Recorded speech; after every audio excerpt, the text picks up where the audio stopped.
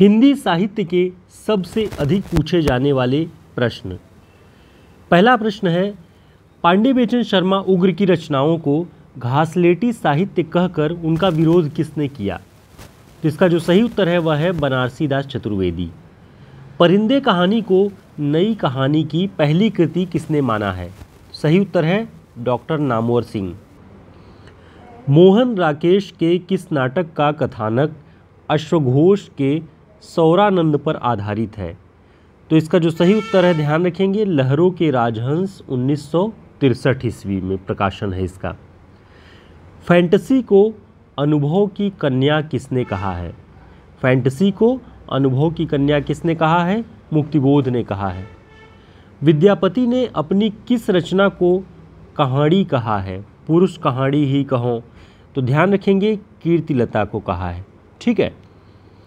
पंत की किस रचना को अंतिम छायावादी ग्रंथ माना जाता है? पंत जी का कौन सा काव्य संग्रह है जिसे अंतिम छायावादी काव्य संग्रह माना जाता है? सही उत्तर है गुंजन 1932 ईस्वी। प्रगतिशील लेखक संघ के किस अधिवेशन की अध्यक्षता प्रेमचंद जी ने की? तो इसका जो सही उत्तर है वह है सन 1936 ईस्वी का, यानी प्रथम प्रगतिशील लेखक संघ का अधिवेशन। इसकी अध्यक्षता प्रेमचंद जी ने स्वयं की थी। आगे देखते हैं, अमीर खुसरो को कवियों में राजकुमार की संज्ञा किसने दी थी? कवियों में राजकुमार, ध्यान रखेंगे, डॉक्टर ईश्वरी प्रसाद ने। एक कथन है कि यह पृथ्वीराज रासो एक राजनीतिक महाकाव्य है। दूसरे शब्दों में राजनीति की महाकाव्यात्मक त्रासदी है। यह कथन किस आलोचक का है? तो ध्यान रखिएगा, पृथ्वीराज रासो के विषय में डॉक्टर बच्चन सिंह का कथन है यह, कि यह एक राजनीतिक महाकाव्य है और दूसरे शब्दों में यह एक महाकाव्यात्मक त्रासदी है। अगला प्रश्न है, अहिंसावाद और प्रपत्तिवाद किस संप्रदाय का वैशिष्ट्य है? तो ध्यान रखेंगे इसे, वैष्णव संप्रदाय। केशव दास को कोर्ट का कवि किसने कहा है? तो इसका जो सही उत्तर है डॉक्टर विजयपाल। इन्होंने कोर्ट का कवि कहा है केशव दास को, इसे ध्यान रखना है। कुछ रचनाएं जिनमें बहुत कन्फ्यूज़न होती है लोगों को, जैसे प्रेम वाटिका।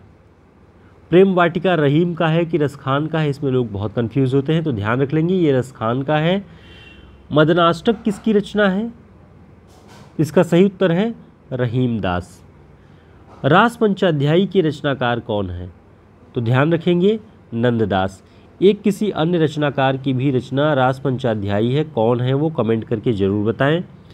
रास पंचाध्यायी नाम से किसने और रचना लिखी है? आगे पॉइंट है, बिहारी सतसई की टीका सर्वप्रथम सवैया छंद और ब्रजभाषा में किसने लिखी है? बिहारी सतसई की टीका, इसका सही उत्तर है कवि कृष्णलाल।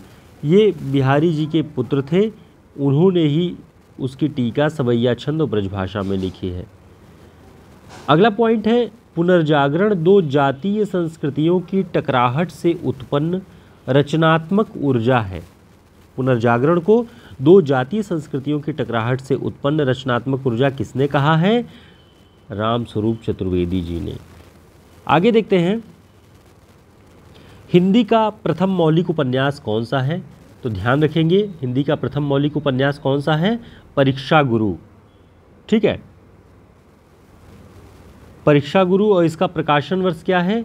1882।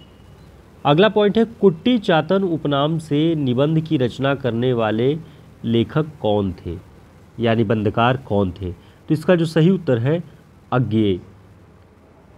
मुर्दहिया नामक आत्मकथा के लेखक कौन हैं? मुर्दहिया नामक आत्मकथा के लेखक कौन हैं? इसका सही उत्तर है डॉक्टर तुलसीराम। 2014 में इसका प्रकाशन है और इसके दो भाग हैं। डॉक्टर तुलसीराम की आत्मकथा के दो भाग हैं, मुर्दहिया और मणिकर्णिका। तो मुर्दहिया को ध्यान रखेंगे डॉक्टर तुलसीराम के नाम के साथ। अगला पॉइंट है, शुद्ध कला के पारखी कहते हैं उस पार की। यह पंक्ति किसने लिखी है? शुद्ध कला के पारखी कहते हैं उस पार की, रामविलास शर्मा जी का कथन है। ठीक है। अगला पॉइंट है, शुद्ध कविता की खोज के रचनाकार कौन है? तो इसका जो सही उत्तर है रामधारी सिंह दिनकर। तो ये महत्वपूर्ण साहित्यिक निबंधों का संग्रह है, बहुत अच्छी पुस्तक है। शुद्ध कविता की खोज रामधारी सिंह दिनकर का है, ध्यान रख लेंगे।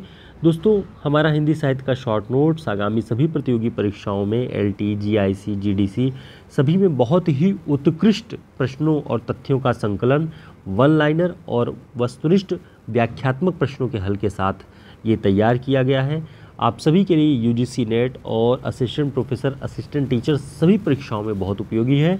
हमारे व्हाट्सएप नंबर पर संपर्क करके न्यूनतम शुल्क पे आप इसे ऑर्डर कर सकते हैं और ये आपके लिए बहुत उपयोगी सिद्ध होगा, ये हमारा पूरा विश्वास है। फिर मिलते हैं एक नई क्लास में नए महत्वपूर्ण तथ्यों के साथ। तब तक के लिए नमस्कार, शुभकामनाएं।